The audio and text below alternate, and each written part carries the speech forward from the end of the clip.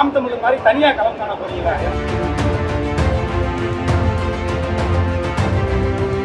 ரெண்டு கட்சிகளும் மாறி மாறி ஓட்டு போட்டு வெறுத்து போய் எப்போ ஒரு மாற்றம் வராதா, ஒரு தலைவர் எங்களை காக்க வரமாட்டாரா அப்படின்னு ஏங்கிட்டு தான் இருந்தாங்க.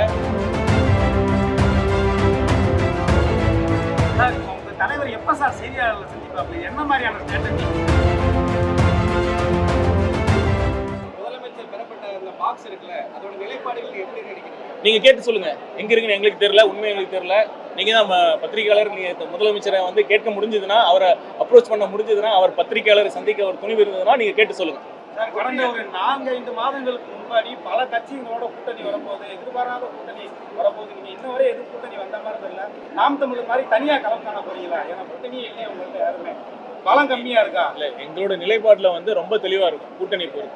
கூட்டணி குறித்து எங்க தலைமையில் எங்கள் தலைமை ஏற்று எங்கள் வெற்றி தலைவர் அவர்களை முதலமைச்சராக ஏற்கும் கட்சிகளுடன் கூட்டணி என்று கூறியிருக்கிறோம். அது மட்டுமல்ல, ஆட்சியிலும் பங்கு, அதிகாரத்திலும் பங்கு என்பதையும் முதல் மாநாட்டிலே தலைவர் சொல்லியிருக்காரு. இது வந்து கூட்டணிக்காக அழைக்கிறதுக்காக கூட்டணி நம்பி இருக்கிறோம் அப்படிங்கிற அர்த்தம் இல்லை. இது எங்க கொள்கை சார்ந்த முடிவு. வந்து மக்களுக்கு ஒரு அதிகார பகிர்வு இருக்கணுங்கிற கொள்கை சார்ந்த முடிவு. அதிமுக ஊழல் கட்சின்னு மேடையில் வந்து விஜய் பேசினாரு. ஆனால் இந்த அதிமுகவில் வந்து முக்கிய அமைச்சர்களாக இருந்த பலரும் இன்னைக்கு உங்க கட்சியில வந்து இருந்திருக்காங்க.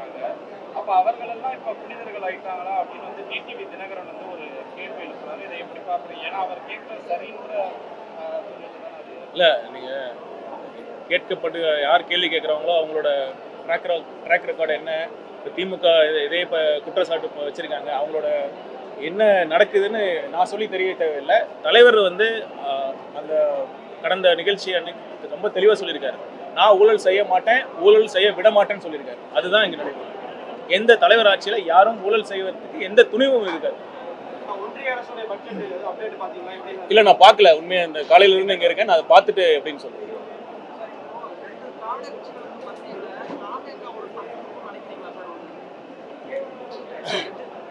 ஆட்சி அமைக்க போறோம் பாருங்க, டஃப் இல்லை. மக்களோட முழு ஆதரவை பெற்று பெரும்பான்மையான இடங்களில் வெற்றி பெற்று தமிழக வெற்றிகளுக்கு தலைவர் தலைமையில் நாங்கள் தான் ஆட்சி அமைக்க போறோம்.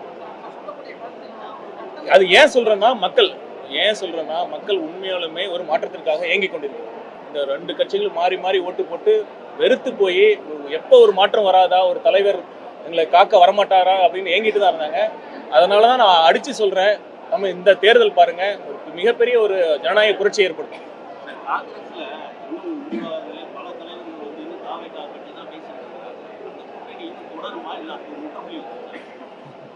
நீங்க கேட்டு சொல்லுங்க, அவங்கள கேட்டு சொல்லுங்க.